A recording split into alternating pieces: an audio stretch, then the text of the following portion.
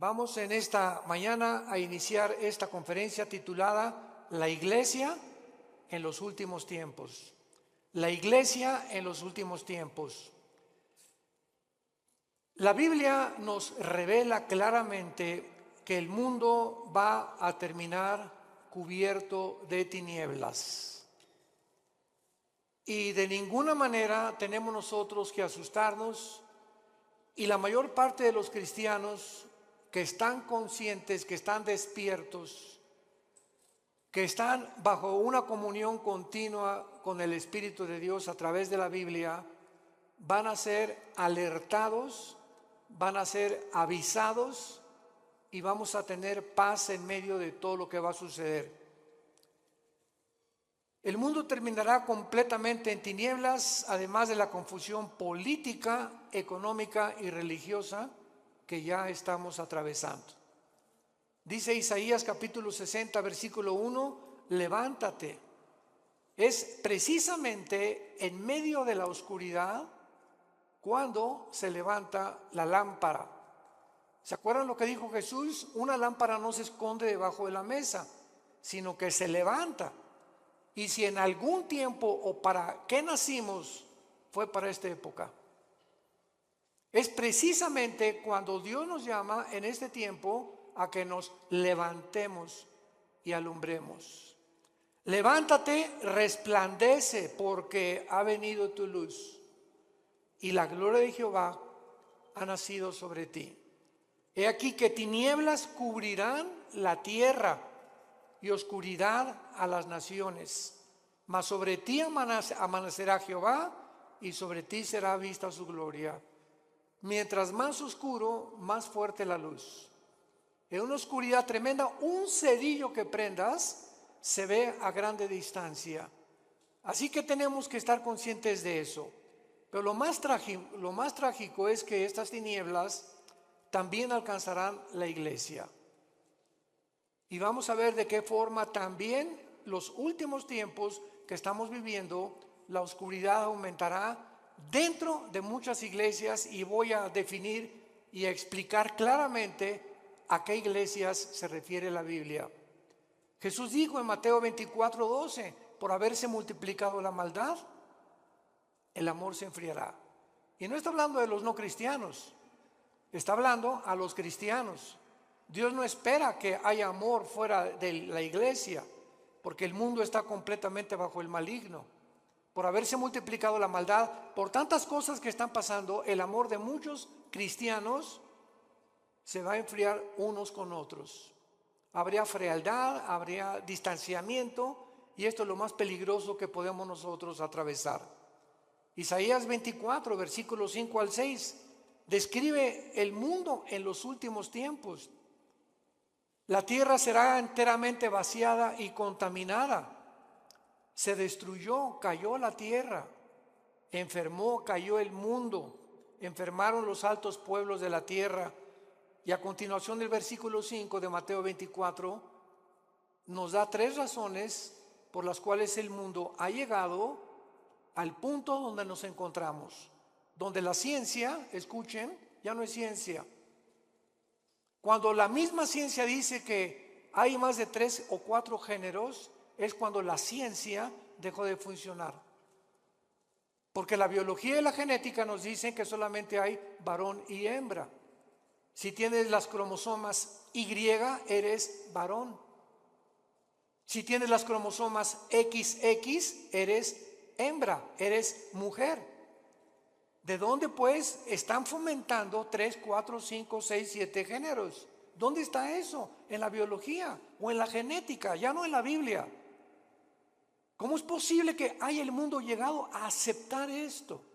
Así de loca está la ciencia, se corrompió la ciencia. Los sistemas políticos han fracasado todos. 1991 el comunismo cae. Después de más de 60, 70 años, que fue un fracaso donde quiera que se practicó esta ideología, y el mundo continúa desenterrando esta ideología en los tiempos que vivimos, porque ya no encuentran los gobernantes qué sistema usar para gobernar el mundo. O sea, la política está completamente loca. ¿Qué acaso la historia nos enseña que debemos aprender de la historia o no aprendemos de la historia? Pues parece que esto es lo que ha sucedido, porque hemos visto un ejemplo en esta ideología que no funcionó. ¿Por qué entonces somos tan tercos de volver a desenterrarla? ¿Por qué la genética descubierta en 1954, el ADN, se comprueba científicamente que es imposible la teoría de la evolución? ¿Por qué seguimos insistiendo en enseñarles a nuestros hijos que venimos de chita? Que somos el producto accidental de los animales. ¿Por qué son tan tercos los maestros universitarios cuando la misma ciencia contradice? Genéticamente es una imposibilidad la teoría de la evolución. Físicamente, la segunda ley de la termodinámica postula que todo tiene que llevar a una decomposición, a un deterioro. ¿Por qué se sigue enseñando entonces? ¿Cuál evolución? La biología enseña que los aminoácidos, que son los ladrillos de la vida, determinan que es imposible que una ardilla se convierta en conejo, ni un rinoceronte en un caballo. Hemos llegado, damas y caballeros, santos de Dios, a la locura total del mundo. El mundo está loco, loco, loco. En Lucas 18 Jesús dijo: cuando el Hijo del Hombre venga, ¿hallará fe en la tierra? Sin embargo, los cristianos, a pesar de todo esto que estamos atravesando, donde ya la gente no sabe qué es blanco y qué es negro, ya no sabe qué es bueno y qué es malo, ya no sabe qué es dulce y qué es amargo. Así está el mundo actualmente. Hay un relativismo total, filosóficamente, socialmente, antropológicamente, en todas las disciplinas académicas en las que el mundo se ha desarrollado en los últimos siglos. En el libro de Daniel, todos los que traigan su Biblia los felicito, porque son los entendidos. Precisamente ahí se ve, ya las iglesias están llenas de cristianos sin Biblia. Traen el Calimán o el Esto. El libro de Daniel nos muestra claramente hace 2600 años. Vean cómo la Biblia fue escrita con tantos siglos de anticipación, anticipándonos, porque Dios es el primero y Dios es el último. Entonces, si Dios es el primero y Dios es el último, Él es el único que nos dice cómo comenzó el universo, quiénes somos y a dónde terminará la humanidad. Y cuando sabemos a dónde terminará la humanidad, podemos prepararnos. No estamos en tinieblas.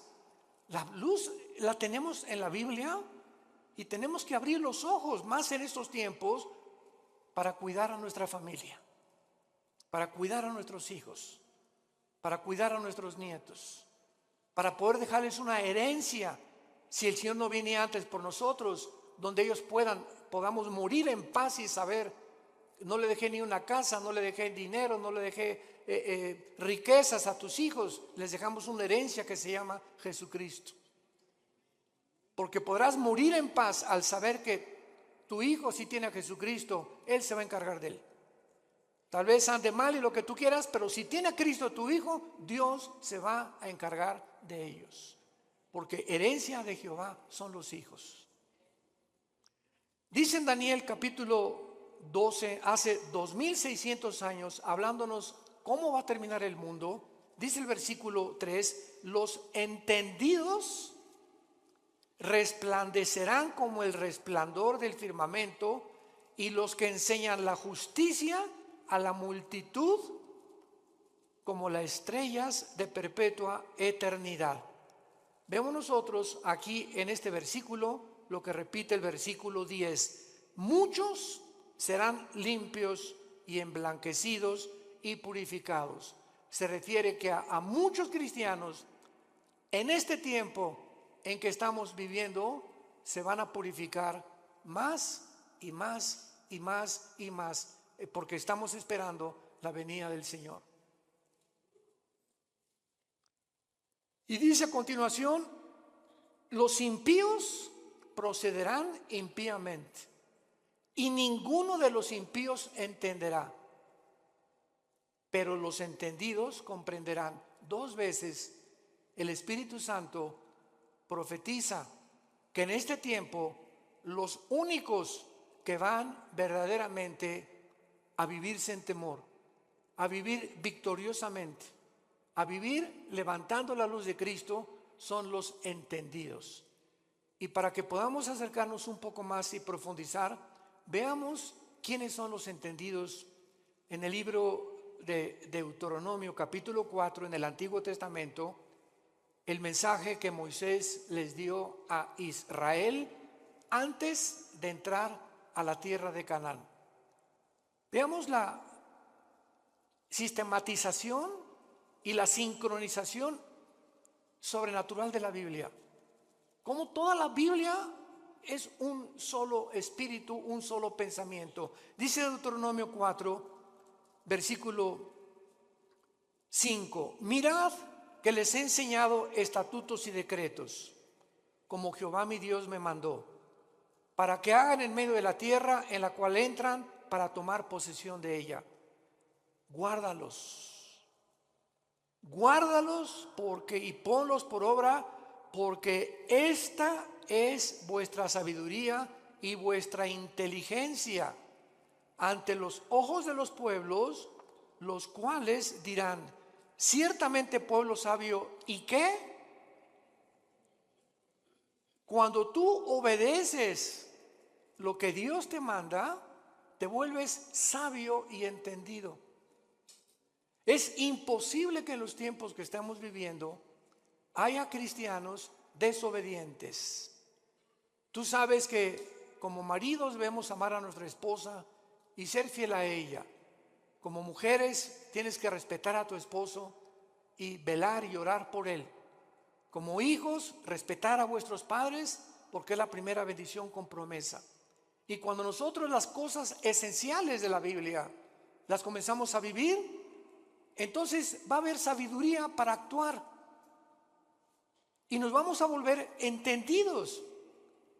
¿Por qué? Porque prestamos atención. En una escuela, ¿quiénes son los que sacan buenas calificaciones? ¿Quiénes son los alumnos? Los que siempre están poniendo atención a lo que el maestro está enseñando, ¿verdad?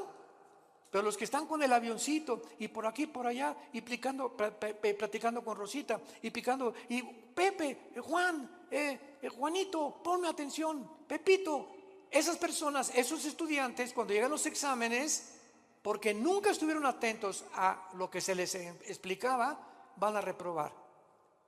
Estos son los entendidos, los que están poniendo atención a lo que Dios les dice. Y lo vemos también en Mateo 24, y entendemos ahora Mateo 24, las palabras de Cristo en esta historia que Él da acerca de los tiempos de Noé. Dice Mateo 24, 37: mas como en los días de Noé, así será la venida del Hijo del Hombre. Porque como en los días antes del diluvio estaban comiendo y bebiendo, casándose y dándose en casamiento, hasta el día en que Noé entró en el arca. Escuchen. Y no entendieron.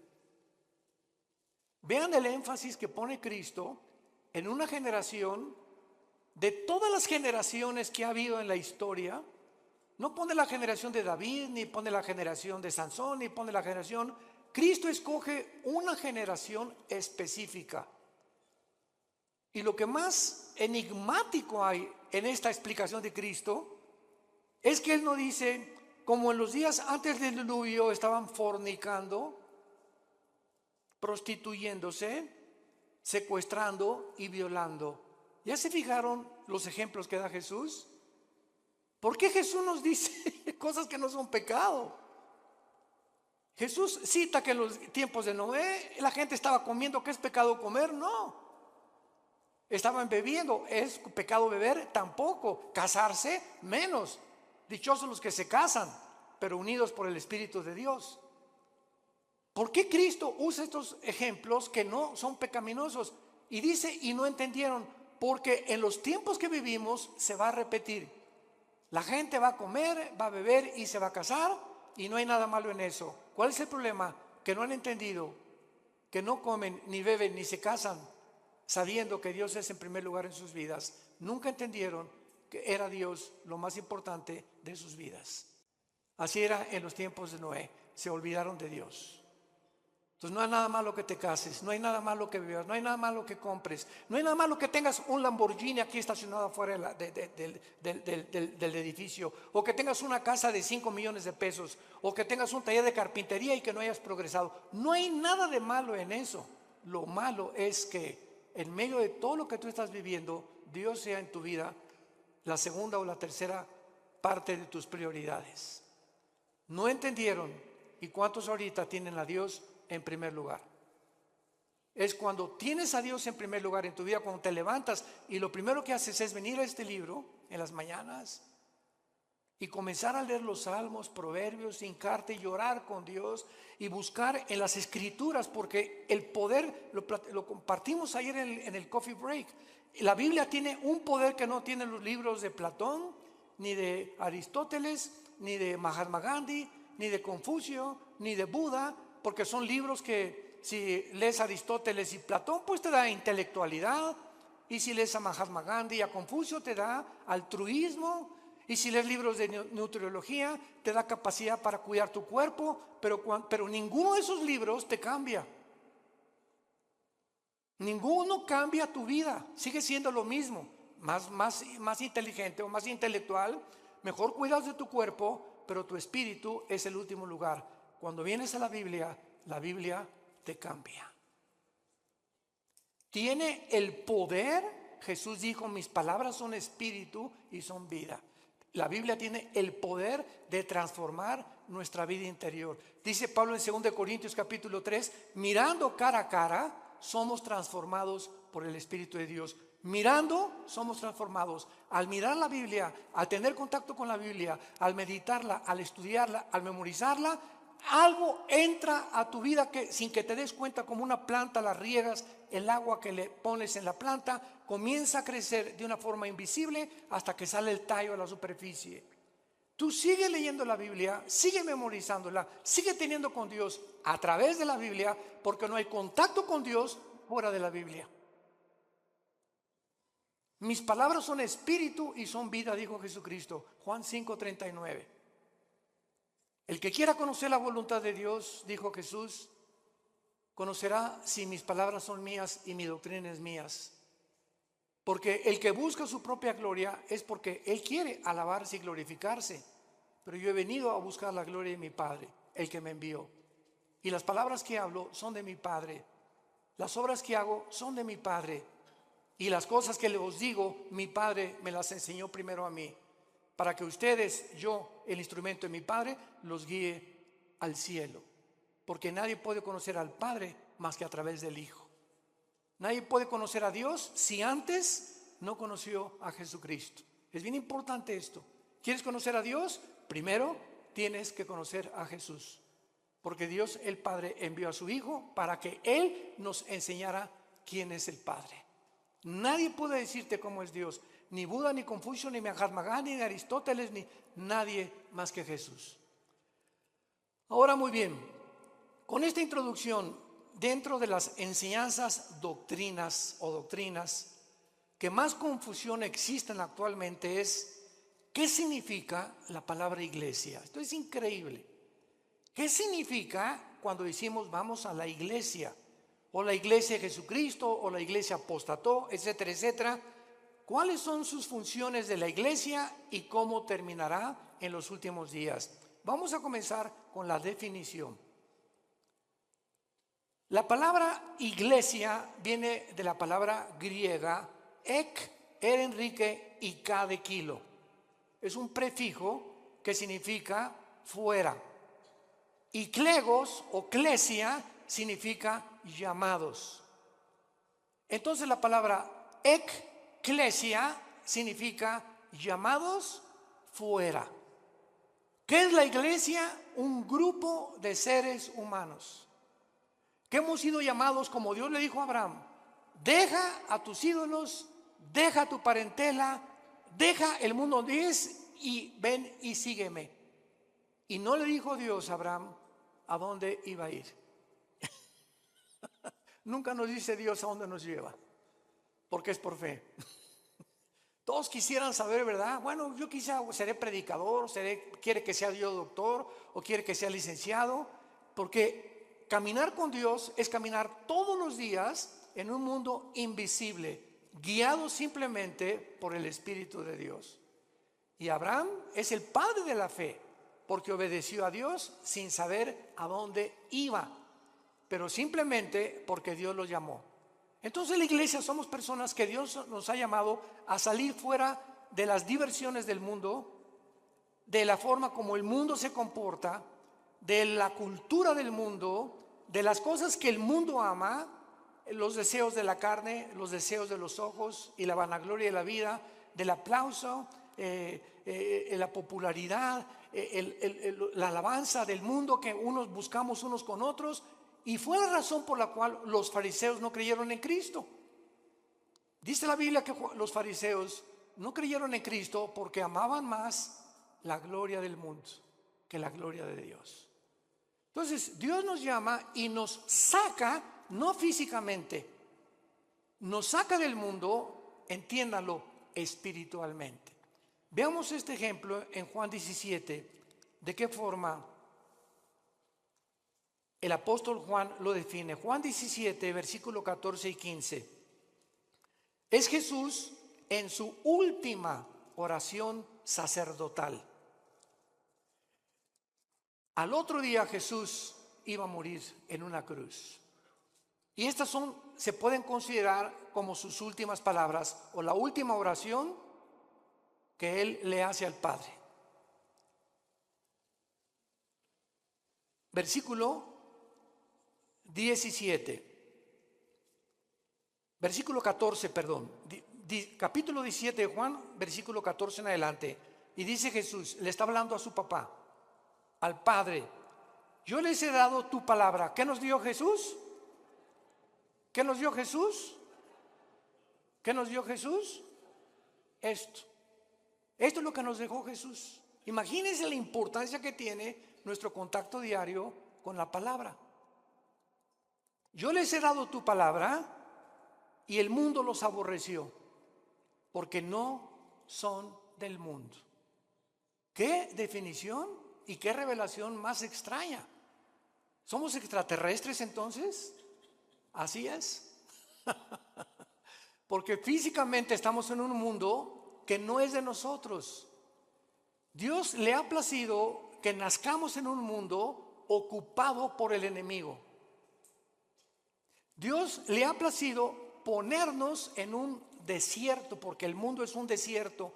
No tiene nada que ofrecernos el mundo, como Dios puso a Israel cuando lo sacó del mundo que es Egipto a un desierto.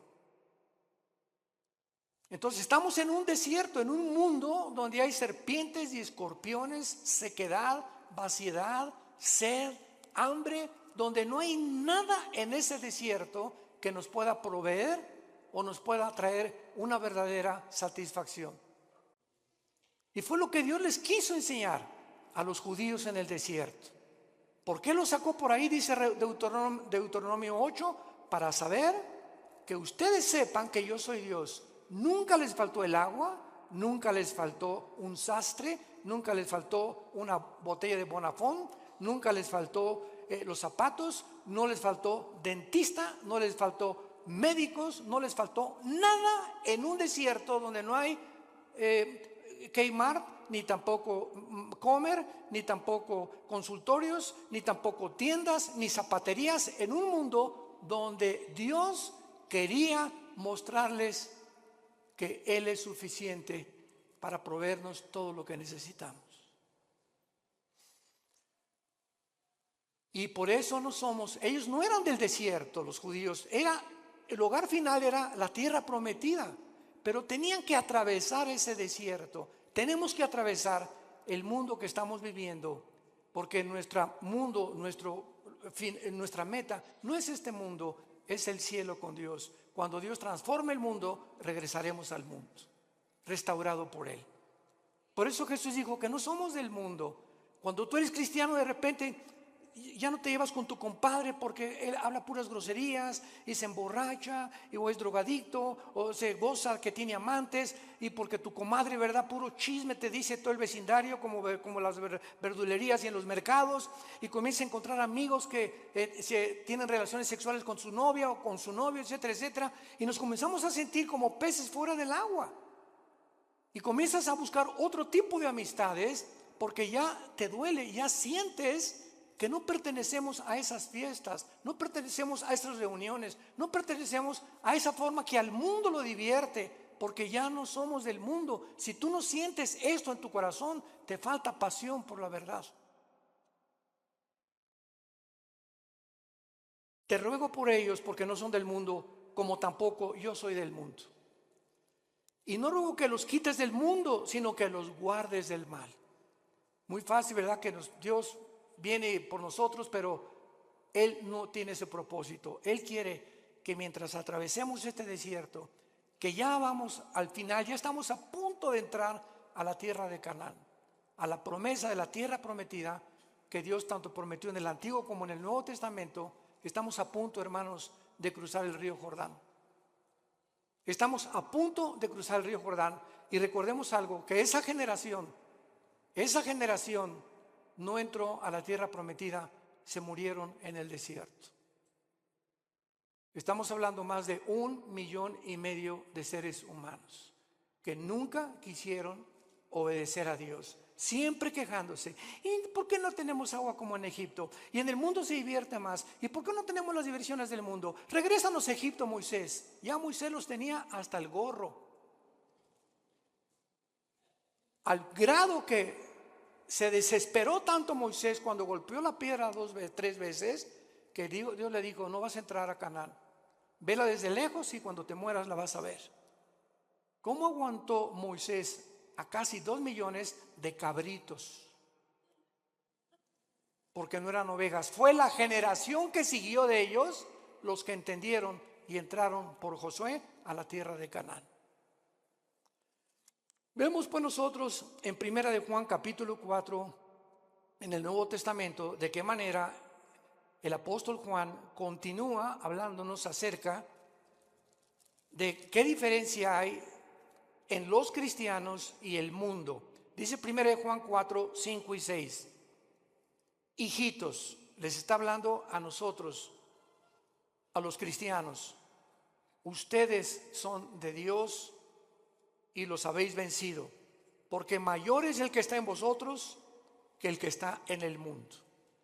Ellos, la gente que no es cristiana, ellos son del mundo, por eso hablan del mundo, y el mundo los oye, sus canciones, sus versículos, sus teatros, sus películas. El mundo está feliz con este tipo de personas. Nosotros somos de Dios. El que conoce a Dios nos oye. El que no es de Dios no nos oye. En esto conocemos el espíritu de verdad y el espíritu de error. Un cristiano, cuando tiene el Espíritu Santo, ya discierne: lo que estoy oyendo, ¿de dónde viene? ¿Del mundo o viene de arriba?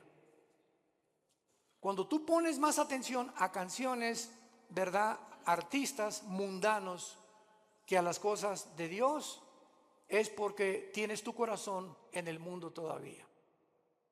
No has sabido aislarte, ni has sabido hacer a un lado las cosas del mundo. Dice claramente también en 1 Juan 5:19 que el maligno está al control del mundo entero. Muy bien, entonces, en otras palabras, para concluir, la iglesia cristiana consiste en seres humanos. Tú y yo tenemos un llamado. Qué privilegio que Dios nos haya escogido. Qué privilegio que Dios me haya llamado entre mis amigos que yo tenía antes de convertirme. De muchos familiares míos que no los llamó Dios como me llamó a mí. Qué privilegio tan grande. Qué privilegio tan grande. Que para vivir siempre en humildad, dándole gracias a Dios, llorando por el privilegio que Dios nos llamó. El creador de los cielos y la tierra te dijo: Pepe, ven, quiero darme a conocerte, quiero que sepas quién soy, quiero que sepas que tienes un plan, quiero que sepas que nunca te voy a dejar, nunca te voy a abandonar. Aunque andes en valle de sombra y de muerte, aunque pases por ese desierto, yo estaré contigo. No temas, no temas, y aun cuando mueras, continuarás comiendo en mi mesa, como les dijo Jesús a los discípulos antes de morir. Este vino y este pan que como con ustedes, no lo comeremos hasta el día en el cielo de nuestra boda del Cordero. Jesús sabía que a las 9 de la mañana lo iban a crucificar el día anterior, y fue la última cena. Jesús sabía cuándo iba a morir, y Jesús sabía que lo que iba a comer lo iba a volver a comer algún día, diciéndose a los discípulos: pero no se pongan tristes ni se perturbe su corazón, nos vamos a volver a ver. Esta es la esperanza a la que Dios nos ha llamado a todos los que Dios ha escogido para seguirle. Ahora veamos el origen de la iglesia. La iglesia no existía en el Antiguo Testamento. Esto es básico en la teología cristiana. Ustedes que ya están en teología, la iglesia no existía en el Antiguo Testamento. Veamos en Efesios capítulo 3 cómo Pablo nos lo revela. Efesios capítulo 3, versículo del 1 al 6. Por esta causa yo, Pablo, prisionero de Cristo y Jesús por vosotros, los gentiles, si es que habéis oído de la administración de la gracia de Dios que me fue dada para con vosotros, que por revelación me fue declarado el misterio, como antes lo he escrito brevemente, leyendo lo cual pueden entender cuál sea mi conocimiento en el misterio de Cristo. Misterio que en otras generaciones, está hablando del Antiguo Testamento, no se dio a conocer a los hijos de los hombres, como ahora es revelado a sus santos apóstoles y profetas por el Espíritu. ¿Cuál es este misterio, Pablo? Versículo 6, que los gentiles son coherederos y miembros del mismo cuerpo y copartícipes de las promesas de Cristo por medio del Evangelio. En el Antiguo Testamento los judíos se enorgullecieron, le dijeron a Cristo: somos descendientes de Abraham, pero no hijos de Abraham. Descendían genéticamente, pero nunca se habían convertido al Dios verdadero. Entonces, qué maravilloso que ahora los judíos, fue un caos en el libro de los Hechos, que de repente los gentiles, los que no eran judíos étnicamente, comenzaban a convertirse. Y esto causó hasta pleito entre Pedro y entre Pedro y entre Juan y entre Santiago y entre los apóstoles de Cristo, porque decían: es que no podemos ni sentarnos a comer con los gentiles. Este concepto tenían de los gentiles, que no eran los cristianos. Y ahora el misterio, en Hechos 10 se hace una reunión con todos los apóstoles, Santiago y Pedro la presiden y dictan este decreto.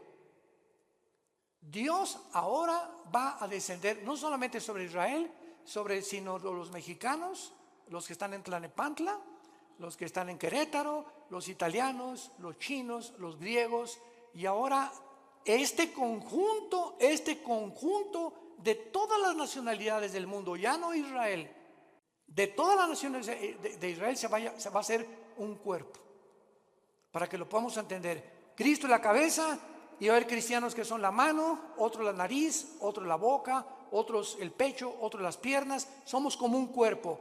Pero así como la nariz le dice a la oreja: tú no hueles como yo, la oreja le va a contestar: ni tú oyes como yo, menso.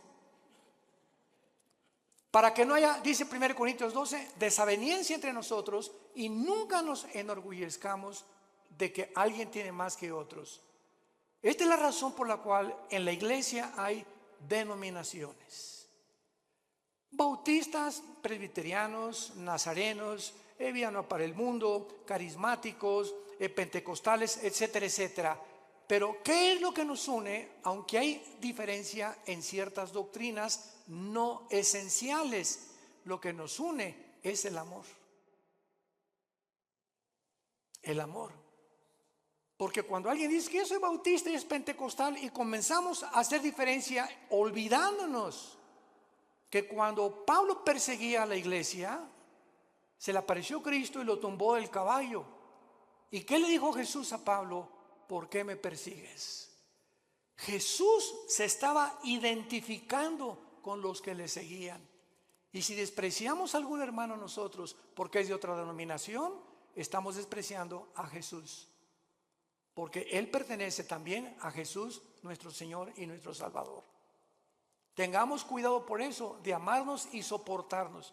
Los pentecostales que hablan lenguas y que imponen las lenguas y otra cosa, otros creen que tienen demonios, otros que nada más puro evangelismo, otros le dan importancia pues solamente a las misiones, otros son de la teología y la reforma, que no hay milenio, otros son dispensacionalistas. Dentro de la iglesia hay diferentes doctrinas que han sido cubiertas por cristianos o por denominaciones.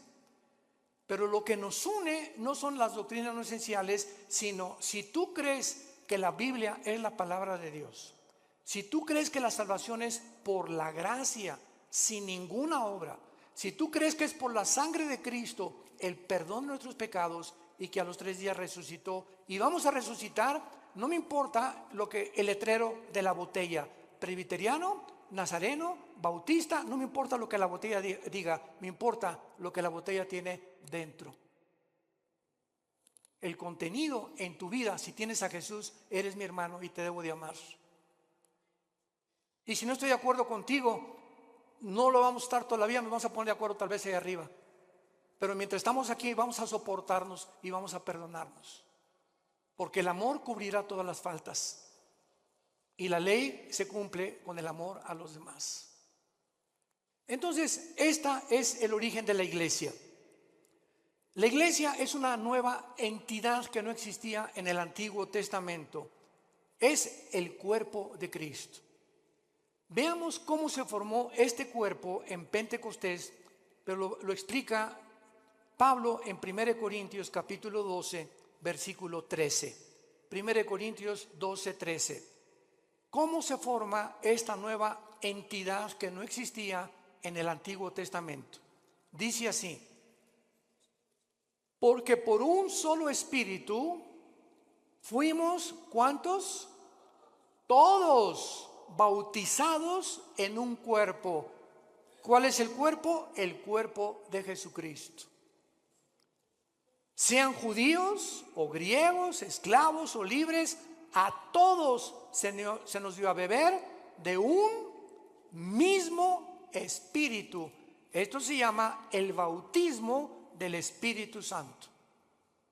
En el momento en el que tú recibes a Cristo, en el momento que ayer tuvimos 40 y tantas decisiones ayer, fue una bendición el coffee break, demos de gracias a Dios y oremos por estas 42 decisiones que ayer pidieron a Cristo entrar a sus vidas.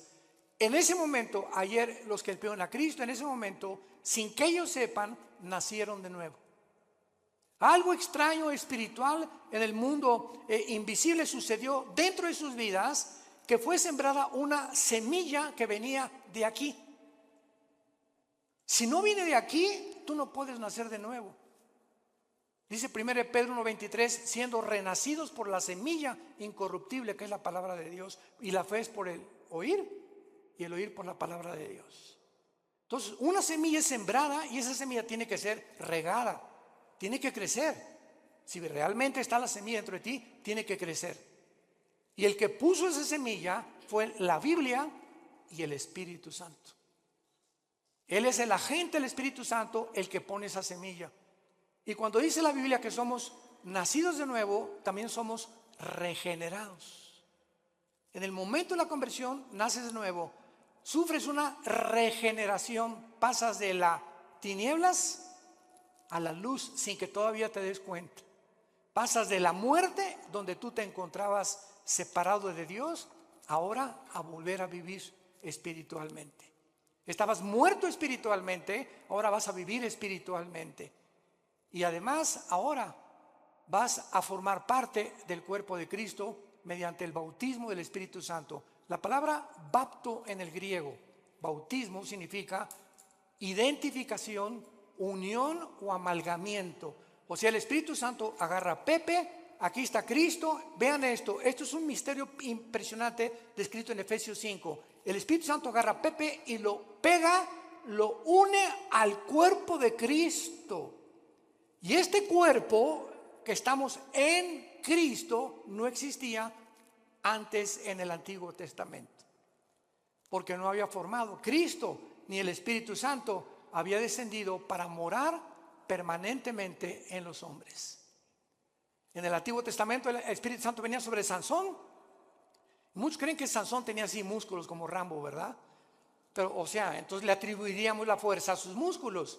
Pero Sansón era como común y corriente. Pero cuando el Espíritu Santo venía sobre Sansón, la fuerza de Sansón no era muscular, la fuerza de Sansón era espiritual. Y agarraba a los leones como si fueran cabritos. Cargó una puerta de casi 200 kilos y mató a más de 150, 200 filisteos con la quijada de un burro.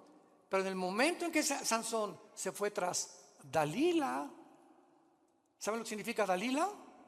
La que debilita. Una mujer es capaz de debilitar a cualquier hombre. Cuidado, varones. Sansón se olvidó de Dios y de los mandamientos de Dios, fue seducido por Dalila, y cuando Sansón le dice a Dalila, agarra mi pelo, ¿verdad? Y peíname, ella le corta el pelo, porque Dios le puso el símbolo de su fuerza en su pelo. Y cuando Sansón se despierta, todo esto está en el libro de los números, perdón, de los jueces en el Antiguo Testamento, capítulo 13, Sansón, lo agarran los filisteos y lo amarran, y Sansón ya no pudo romper las lianas. Y dice la Biblia, porque no sabía que el Espíritu Santo lo había abandonado. Cuando David tenía el Espíritu Santo, escribió el Salmo 22. Dios mío, ¿por qué me has separado? Horadaron mis manos y mis pies, sobre mis ropas echaron suertes, me miran como toros de Basán. David, 1000 años, antes de Cristo escribió la crucifixión. Y cuando estaba el Espíritu Santo en él, era inspirado para escribir las profecías. Pero el Espíritu Santo se iba de David, y David era como cualquier hombre, como tú y como yo. Ahora no. Ahora dice 1 Corintios 6:19, ¿qué no saben que ustedes son ahora el templo del Espíritu Santo? Ahora somos nosotros, ya no hay tabernáculo, ya no hay en los edificios, nunca, por el amor de Dios, le llamamos a la iglesia. La iglesia somos nosotros las personas. Los edificios los cambiamos en teatros, en un salón auditorio, uno construido. La iglesia somos nosotros. No hay, vamos al templo, otros dicen pásenle al altar. Por el amor de Dios, el altar somos nosotros ahora. Ya no hay ningún altar físico, visible. Ahora somos nosotros el altar de Dios, porque el altar de Dios, donde se ofrecen sacrificios, ahora tú los ofreces espiritualmente, ya no físicamente, matando un borrego o un cordero. ¿Me van entendiendo? Qué importante es que tengamos estas verdades que son bíblicas. Ahora vamos a Romanos 6, y ahí se nos explica, ya sin ninguna duda, todo el procedimiento del nacimiento tuyo, mi nacimiento, en un mundo donde nosotros no pertenecemos. Dice Romanos capítulo 6, ¿qué pues diremos? ¿Perseveraremos en el pecado para que la gracia abunde? En ninguna manera, porque los que hemos muerto al pecado, ¿cómo viviremos aún en él? Pongan atención. ¿O qué no saben? Parecería que la iglesia en Roma no sabía. Pablo los exhorta. ¿Qué no saben? Que todos los que hemos sido bautizados en Cristo. ¿A qué bautismo se está hablando Pablo? No al bautismo en agua, porque el bautismo en agua no nos regenera. Todos los que hemos sido identificados, amalgamados, unidos. Recuerden lo que significa la palabra bautismo: amalgamados, identificados, unidos. Y lo traducimos así para que tengan mejor entendimiento. ¿Qué no sabes? Que todos los que hemos sido unidos en Cristo Jesús, hemos sido unidos en su muerte. ¿Qué significa esto? Que hace 2000 años, cuando Jesús murió en la cruz, tú estabas ahí. Yo estaba ahí. Estábamos en Cristo, cuando Él moría, moríamos juntamente con Él. Pero ¿cómo puede ser cierto esto, hermanos, si yo nací 2000 años después? Espiritualmente, el mundo invisible nos es revelado, porque en el momento en que moría Cristo, Dios sabía que tú y que yo lo íbamos a recibir. Y ya estábamos en Cristo, en esa cruz. Por eso cuando recibes a Cristo, Él muere, con su muerte paga tus pecados, dándonos a entender que tú y yo moríamos, pero ahora Él moría en mi lugar porque yo no los podía pagar. Qué tremenda revelación, ¿verdad? Porque son versículo 4, pero no solamente queda ahí. Además, somos sepultados con Él para muerte por el bautismo. Cuando nacemos de nuevo, el Espíritu Santo nos pega con Cristo, morimos con Cristo. Cuando Cristo fue enterrado, tú y yo fuimos enterrados con Él. Ahora lo explico. A fin de que como Cristo resucitó de los muertos por la gloria del Padre, así tú también andes en vida nueva. Un cristiano que recibe a Cristo, ha muerto con Cristo, ha sido enterrado con Cristo, y si hemos sido enterrados es porque el antiguo Pepe, la antigua Carmelita, el antiguo Armando murieron cuando yo recibí a Cristo. Yo estoy muerto a los ojos de Dios ya. Ya Dios no tiene nada contra mí. Absolutamente nada contra mí, porque me ha recibido por gracia y me ha dado lo que yo no merezco. Y lo que me queda por vivir ahora, aunque ya por eso la salvación no se puede perder, porque ya fuimos muertos, enterrados y resucitados con Cristo, estamos unidos con Él eternamente. Ahora simplemente nos queda crecer en la gracia y el conocimiento de Dios y obedecer a Dios para que las bendiciones que iban a tener en Canaán en el Antiguo Testamento, las tengas en esta vida. Y en la nueva vida, cuando entres a Canaán, no seas descalificado para servir a Dios. ¿Van entendiendo esto? Muchos dentro de 2 o 3 años lo van a entender. No importa, pero los que son inmaduros todavía en Cristo y los que son niños en Cristo, esto les sirve para ir dándose cuenta la profundidad de lo que es la vida cristiana. Y dice el versículo 5, porque si fuimos plantados juntamente con Él, fuimos, está en tiempo pasado este verbo, fuimos plantados con Él en la semejanza de su muerte, lo seremos en la de su resurrección. Si ya realmente hemos muerto con Cristo, sepultados con Cristo y resucitados con Cristo, nuestra garantía es volver a vivir. Y esto nos habla claramente que fue efectuado mediante el bautismo del Espíritu Santo, cuando fuimos bautizados con Cristo en el momento de la conversión. Durante muchos años, desgraciadamente, se enseñó, yo pasé esa época, el siglo pasado, los 80s, 90s, donde decían a los que ya eran cristianos, pasen a recibir el bautismo del Espíritu Santo.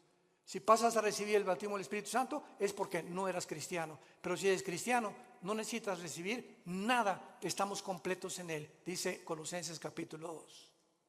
No hay nada que nos falte ya de recibir de Dios, ni hablar en lengua, ni el bautismo del Espíritu Santo. Lo único que nos hace falta es crecer en la gracia y su conocimiento. Cuando un niño nace, no nace sin una pierna, sin un hígado, sin un pulmón. El niño nace completito. Y si nace incompleto es porque hay un problema grave en él. Y cuando Dios hace una obra, no la hace imperfecta, la hace perfecta. Hemos nacido y hemos sido perfeccionados ante los ojos de Dios. Y dice Efesios 2, que ya estamos sentados junto con Dios en las alturas. Ya estamos allá arriba, sentados juntamente con Él.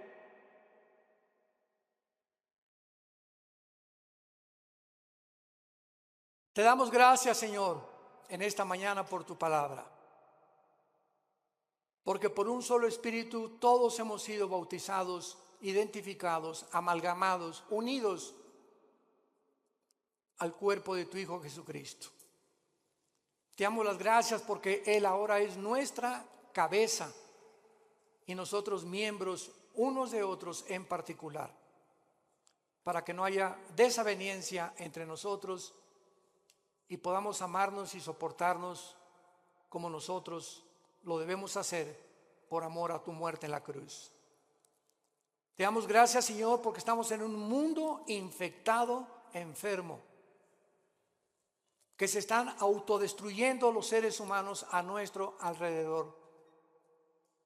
Y ahora nuestro deber es alumbrarlos, sacarlos de la podredumbre donde se encuentran, del pecado donde han vivido, mostrándoles que tu gracia es más que suficiente para transformar la vida de cualquier persona que quiera obedecer a la fe, obedecer el Evangelio.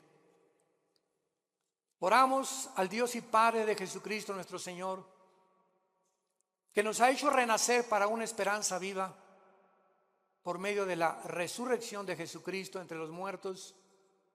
Que todos ustedes permanezcan fieles hasta el fin en la esperanza a la que todos hemos sido llamados. Que Dios les dé un espíritu de revelación, alumbrando los ojos de vuestro entendimiento, para que comprendan esta esperanza maravillosa que se llama Jesucristo. Él es nuestra esperanza bienaventurada. Y que conozcamos la supereminente grandeza del poder que lo levantó de los muertos, porque es el mismo poder que está actuando dentro de tu vida y de mi vida. Descubre este poder, hermano y hermana en Jesucristo. Descubre el poder inmenso que Dios nos ha dejado.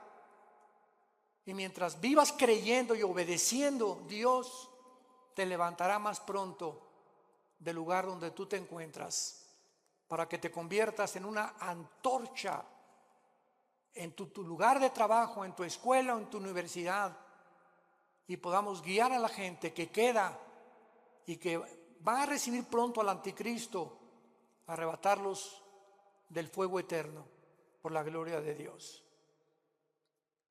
Si alguna persona en esta mañana quiere recibir a Cristo por primera vez, ser unido con Él en su muerte, en su entierro y en su resurrección, dile estas palabras con todo tu corazón. Señor mío y Dios mío, perdona mis pecados. Creo que en la cruz pagaste por ellos y que a los 3 días resucitaste de los muertos. Y como creo que vives, Señor Jesús, ahora te pido en este instante a que entres a mi vida. Te recibo como mi Señor. Gracias por darme la vida eterna y haberme hecho renacer mediante la predicación de tu santa palabra. En el nombre de Jesús. Amén.